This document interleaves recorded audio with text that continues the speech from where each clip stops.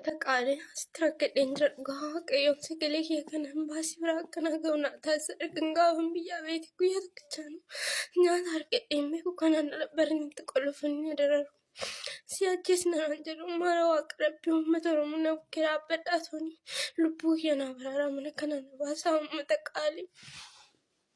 Viidiyoo kana laaltanii jirtu adaraa keessan namni viidiyoo kana dhageechane namni si bira ga'u sheer duwitii kooppiliinkii gootu malee akka bira hin dabarreessin jedha. Ani laayikii isinirraa barbaadu sheer gootanii akka micayyoo tana obboleettii keenya kan akka dhaqqabdan adaraa keessan akka amantaa keessanitti adaraa keessan isin jechuun barbaada. Akkasuma Burtukaan Geetaachoo jedhamti. Erga biyya Suudi Arabiyaa kana seentee ganaa ji'a lama.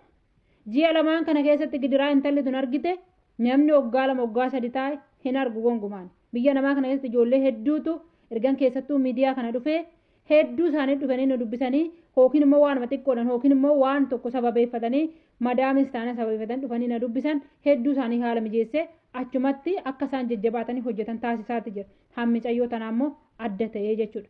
Ji'a lamaan kana keessatti kobozii haphii tana ijoolleen biyya arabaa jirtan hin beektanii jechuudha. Ishii nyaatteet bishaan immoo kinoo ittiin qodaan isaanii meeshaa ittiin dhiqnu kana isa san dhugdee isaan jiraachaa jirti. Kanaaf isaayyuu immoo dararaa namni hin argine haadha nan dubbisee haala jiru har'a mijeessaaf jedhee guyyaa har'aa ishee wajjinanu. Garuu ishiin immoo anaa miti kan kafiila ta'eef jiru ilma kiyyatti. Ilmi ishii immoo ijoollee dhiira lama mana keessa jira. Gaaf tokko fa'aa halkan natti seenaniit afaanii fi funyaan hin dhiigni na ba'e jette. Yaa uummata intala tana dhaqqaba. Sagalee kiyya kana sheer godaa guyyaa lama guyyaa sadiitti intalli tun akka achi keessa baatu. Maaliif jennaan ani lookeeshina ishiitis fudhee jira. Odoonan isaa wajjin hin haasa'in lookeeshinni ishii silkii isaanii hundina harka jira. Maaliif jennaan ta'uu dide kaa baay'een isaan kadhadhee jechuudha. Kanaafuyyuu adaraa keessan akka bira dhaabbattanii intala tana baastan. Ofii ishiitiif akka argitan kana suura irrattis argaa jirtan. Akkasuma immoo viidiyoo ishiitti irratti argaartan. Mee namni guyyaa lama nyaata malee taa'u jira? Guyyaa lama nyaata malee teechetti balbala qollofatteetti. Isaayyuu halkan caabsanii natti seenanii jetteetti u'uu jechaa jirti. Dhugaa waaqayyoo akka yeroo achitti barumsa akkasitti barsiisanii asittis gaafa fidanii natsaannatii kennanii fi akka ijoolleen hojjettu waan godhan fakkaata ejeensiin biyya keenya. Garuu gaafa as geechisanii dararraa hedduu keessa isaa seessisu. Ashama harka fuunee kabajamtootaa fi daawwattoota hordoftoota keenya. Nageenyi koo kan jaalalaa fi kabaja bakkaa fi lafa jirtanitti isiniif haa baay'atu.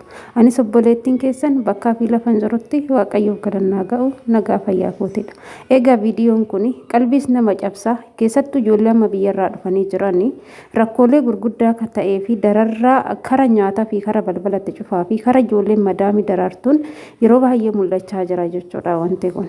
Kanan jedhu biyya arabaa dhufuun hojiidhaaf malee dirree waraanaa yookaan immoo iddoo lolaa natti hin fakkaanne. Yeroo ammaa garuu biyya arabaa jechuun dirree waraanaa iddoo lolaa fi iddoo nyaanni hin jirre akka ta'e naaf galaa jira. Ijoollee baay'een miidiyaa kanarratti kan dubbachaa jiranii ani ergan dhufee nyaata nyaanni mana keessa hin jiru. Ijoolleen isaanii na dararu ishiin na dararti kan jedhan ijoollee baay'eetu jira. Keessattuu tokko fa'aa wanti garaa na nyaate madaamin too na rukutti na dhaanti akka barbaadde na gooti nyaanni illee mana keessa hin jiru jettee obboleettiin keenya tokko koomentii na jalatti barreessite. Dhugumatti mimmaanii miti dhiigan na keessaa roobe.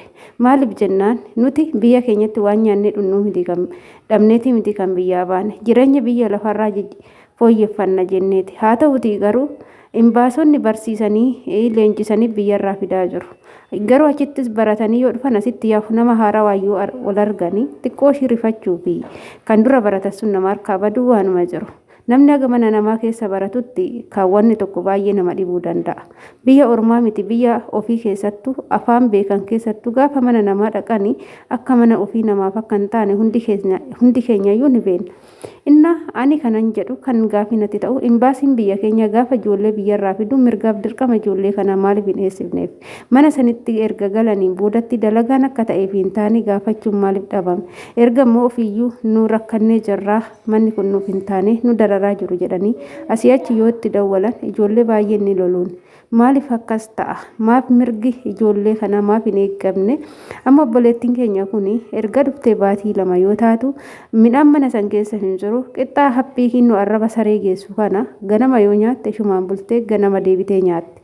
Bishaan dhugaatii mana keessa hin jiru. Bishaan isaanii kun bishaan nutsuu qulqulluu miti. Bishaan meeshaadhaan dhiqan kasoo giddaan machaa'ee kana kan dhugdee jiraachaa jirtu.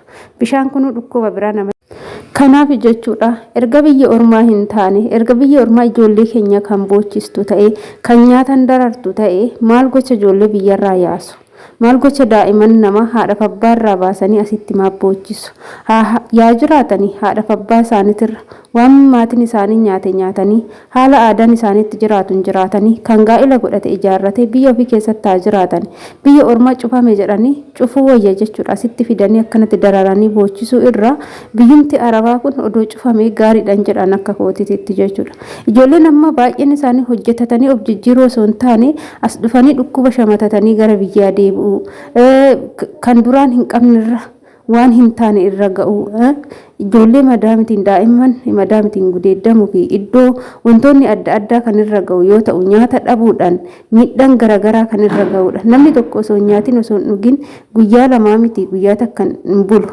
halkan ji'a tokko miti halkan tokkos hin bulu kanaaf ijoolleen asitti nyaata dhabdee ganama nyaatte deebitee ammas ganama nan argadhamu nan argadhu laata jettee kan eeggattudha dhugaa rabbi maali kuni maaliif ta'a jechuudha yookaan biyya ormaa kun cufamu yookaan mirgaaf dirqama ijoollee kana eessisuudha malee haala kanaan ijoollee irratti taphachiisuun kuni anaaf furmaata natti fakkaatu dhugaa rabbi dubbachuudhaaf yoo haala kanaan kan boochisan ta'e maal gocha biyya ormaa fiduu jechuudha.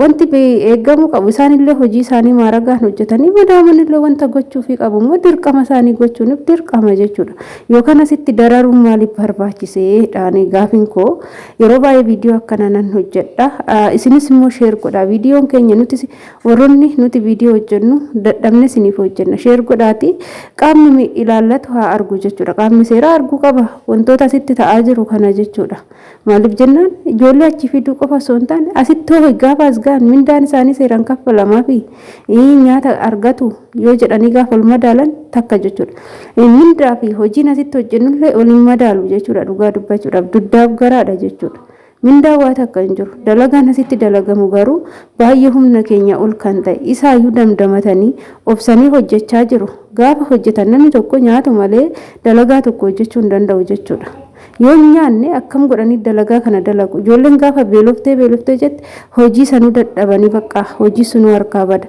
gaafa isaan hojii san dadhaban immoo asitti ka'u jechuudha yeroo ammaa kana immoo kaameraa bananiiti kan isaan waraaban jechuudha inde maalidhaaf ta'a kuni maalidhaaf wanti akkanaa kun ta'a kanaaf mirgi ijoollee keenya nuuf haa eeggamu biyya ormaa keessatti mirga keenya nuuf eessisaa nurratti hin taphachiisinaa sinin jechuudha obboleettii keenya kanaammoo hundi keenya nu sagalee ta'a viidiyoo kana sheer godhaa laayik godhaatti akka gargaaramtee mana san keessaa baatu naffeerraa kooti viidiyoo koosumarraa nan goolaaba turtiin wajjin gootaniif ulfaadhaa galatooma jecha hanga viidiyoo biraatti walitti deemtu turtii gaarii siniif haa ta'u baay'ee garuu mana kana laayik godhaa sinin jechuun asuma naffeerraa kooti.